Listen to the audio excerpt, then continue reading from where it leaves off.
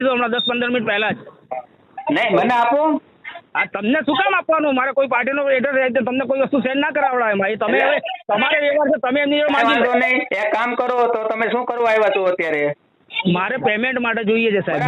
Payment એમની પાસે અત્યારે નહીં થાય, શું કરશો એ મને જવાબ આપવાનો. હા તો બસ અમે લીગલ નોટિસ જે કઈ લાગતી હશે નોટિસ કરી નાખો ને સાહેબ, કોઈના ઘરે નહીં જાઓ, લીગલ નોટિસ કરી નાખો, જાઓ. હા તો હું એ જ કરી રહ્યો છું તમને. કરી નાખો, લીગલ નોટિસ કરી નાખો. એક હપ્તામાં તમને સત્તા આપી દીધી હોય તો લીગલ નોટિસ કરી નાખો, જાઓ. હું એડવોકેટ ને મળી કોર્ટમાં જઈ જવાબ આપી દઉં. નોટિસ ઓલરેડી અમે એમને રીતેશભાઈને નોટિસ મોકલી દીધી છે. મોકલી તમારે ટકોર ન ખવાય, કોઈના ઘરે ધક્કા ન ખવાય. નોટિસ મોકલી, ઓથોરિટી તમારી પૂરી થઈ ગઈ, તમે નીકળી જાવ ત્યાંથી, જાઓ. નોટિસ મોકલી છે ને, નીકળી જાવ, ચાલો. જો સાંભળો, અત્યારે અમારો ડ્યુટી થઈ ગઈ છે, ડ્યુટી પતી ગઈ છે, છતાંય હું તમારી જોડે વાત કરું છું. અને બીજી વસ્તુ, તમે આજે પેમેન્ટ નખાવડાવી દો, એમને કહો ગમે તેમ કરીને ઓનલાઈન કરી. નોટિસ મોકલી તમે બધે નોટિસ મોકલી છે ને. તમારે ઘરે આવવાની કોઈ ઓથોરિટી નથી, પેલા જાણી લીજો, જાઓ. પેમેન્ટ ના આવે ને સાહેબ, ત્યાં સુધી 10 વાર નહીં 500 વાર મારી ઓથોરિટી છે. તમારી કોઈ ઓથોરિટી નથી, ધ્યાન રાખજો. તમે નિયમો છે ને બેંકના, આરબીએલ ના રૂલ્સ વાંચીને આવજો. તમે એક કામ કરો, તમે અમદાવાદથી ઓફિસે આવો ને તમને રૂબરૂ બધી ડિટેલ આપી દઉં. મારે ડિટેલ કઈ નથી જોવી, મારે તો ઓનલાઈન હું ડિટેલ બધી જોઉં જ છું, બરાબર. હું આખા ગુજરાતમાં કામ કરું છું, અમદાવાદનું કામ નથી કરતો. મારી વાત સાંભળો, હા, અમદાવાદનું એકનું કામ નથી, આખા ગુજરાતમાં આવા કેસ સોલ્વ કરું છું. હા તો તમને પૈસા આપે, તમે તો માણસને મજબૂર કરો છો મરવા. મારી પાસે રેકોર્ડિંગ એમનું પીડ્યું છે, હું મરી જાઉં કાપીને પડીને, એક હપ્તો બાઉન્સ કર્યો તો તમે એમના ઘરે પહોંચીને ઇજ્જતના કચરા કરો, તમારું મને શું સમજો? અને મારી જોડે બી રેકોર્ડિંગ છે, બોલો. હા વાંધો નહીં, આ રેકોર્ડિંગ રાખજો. આ હું ચડાવીશ હમણે યુટ્યુબ ઉપર ચડાવીશ. તમારું નામ બામ બધું આવી ગયું છે, તમને ઓથોરિટી છે ને, હવે પોલિટિશિયન હોય તમારે આપવું પડશે. બરાબર, વાંધો નહીં. તમારી પાસે ઓથોરિટી આપી ને કે હું જોઈ લઉં છું. તમારી પાસે પેપર વર્ક બધા લેતા આવજો. તમને કોઈના ઘરે જઈને બેસવાનું છે ને, તમે નોટિસ આપ્યા પછી ઘરે જાવ છો, ઘરે બેહીને માનસિક ટોર્ચર કરો છો, એક હપ્તો પાઉસ હોય તા કાંઈ વાંધો નહીં સાહેબ, વાંધો નહીં. હો સાંભળી લીધું? તમે પેમેન્ટ ક્યારે કરાવો છો એ વાત હું વાત કરું, પેલા તમે મેં કીધું સાંભળી લીધું ને? હા તો મેં સાંભળી લીધું. તો એમને પેમેન્ટ નું તમને કીધું હતું 25 તારીખ આજુબાજુ પેમેન્ટ કરાવે, તમારા જ માણસો આવ્યા હતા 25 તારીખે જેને આ પાડી હતી. કેમ તમે અત્યારે અમને ઘરે જઈને બેસી ગયા દબાણ કરવા મળ્યા? તમને કોને ઓથોરિટી આપી માનસિક ટોર્ચર કરવાની? અમારા મેનેજરે જે અમને વાત કરે એ પ્રમાણે મેનેજર મારે એને વાત કરાવજો. તમારા મેનેજર હોય તો બરાબર, એવી ઓથોરિટી આપી હોય તો. એ બેંકની ઓથોરિટી નથી, તમે કલેક્શન ડિપાર્ટમેન્ટ ના 15% ના ગ્રાહક છો. લુખા કેવો તમે? શું કેવો? અચ્છા, સાંભળી લીધું. હા, હું લુખા કેવું છું કલેક્શન ડિપાર્ટમેન્ટ વાળા ને. ગુજરાતમાં જેટલા કલેક્શન ડિપાર્ટમેન્ટ વાળા છે બધા લુખા છે. અને ખુલ્લે આમ કહું, મારા વિડીયો છે, જોઈ લીધો. બરાબર, માનસિક ટોર્ચર કરી માણસને મારવાનું સાધન છે કલેક્શન ડિપાર્ટમેન્ટ. બરાબર.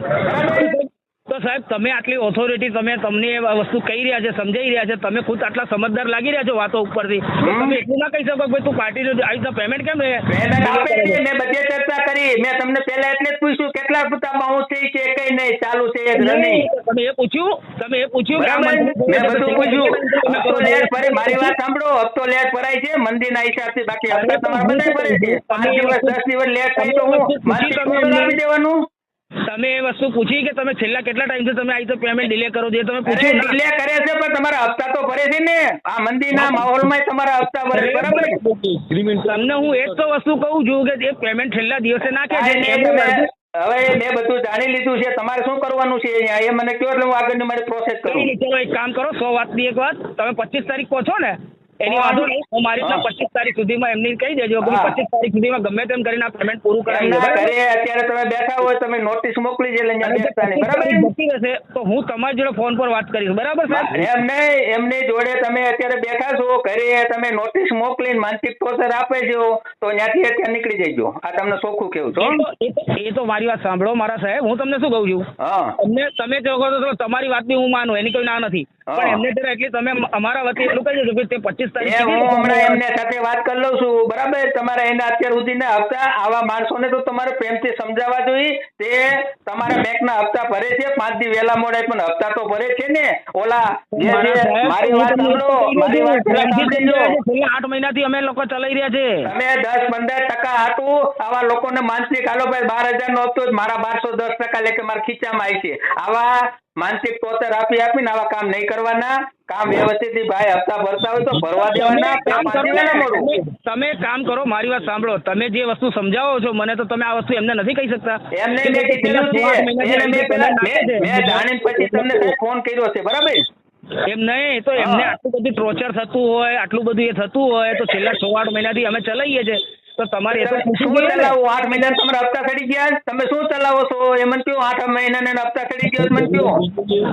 તો અમે કેટલા વખત આયા એમ પૂછ્યું તમે એમને કે કેટલા દિવસ આયા ઘરે? તમે અત્યારે મને ફોન આવ્યો કે આ લોકો ઘરમાં આવીને બેસી ગયા છે, મને માનસિક ટોર્ચર કરે, મારા આત્મહત્યા કરવી પડશે, એટલે મારે તમને ફોન કરવા. તમે બીજાના ફોનમાંથી, એમના ઘર માલિકના ફોનમાંથી ફોન નથી કરતા, એટલે આટલા બધા તમે આમ ઊંચા તત્વો થઈ ગયા છો.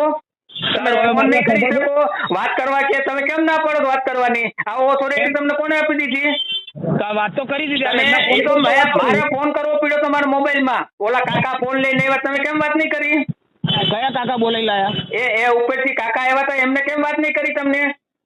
અમારે તો ક્લાયન્ટ જોડે વાત કરવાની હોય, કાકા જોડે, એમના ફાધર જોડે વાત કરવાની. ક્લાયન્ટ ને માર નાખવાનું તો બીજા જોડે વાત નહીં કરવાની. ક્લાયન્ટ ને માર નાખવાનો, તમારે બીજા કોઈ જોડે વાત નહીં કરો ને. તમે પોલીસ સ્ટેશન જાઓ તો બીજા જોડે વાત નહીં કરો ને, ક્લાયન્ટ જોડે વાત કરશો ને. કોર્ટમાં જાઓ તો ક્લાયન્ટ જોડે વાત કરશો ને, બીજા જોડે વાત નહીં કરો ને. આ માનસિકતા કાઢી નાખજો. જે ઓલા અજ્ઞાન હોય ને એને સમજાવજો, બરાબર? તમે હવે આટલી બધી ચર્ચા કરો છો, તો હવે ચલો 25 તારીખ કઈ બહુ મોડી ભાઈ જોડે વાત કરી લો. તમે અત્યારે ઘરે શાંતિ લઈ જાઓ. તો તમે કરાવશો પેમેન્ટ કે હવે પાછું મારે 25 તારીખે અહીંયા આવવું પડશે? હું એમની સાથે વાત કરીને તમને કોલ આપું છું પાછો. તમે અત્યારે ઘરે વયા જાઓ, એમના ઘરે બેઠા હોય તો ત્યાંથી નીકળી જાઓ. સારું, ચલો ઓકે, કરો, ફોન કરો.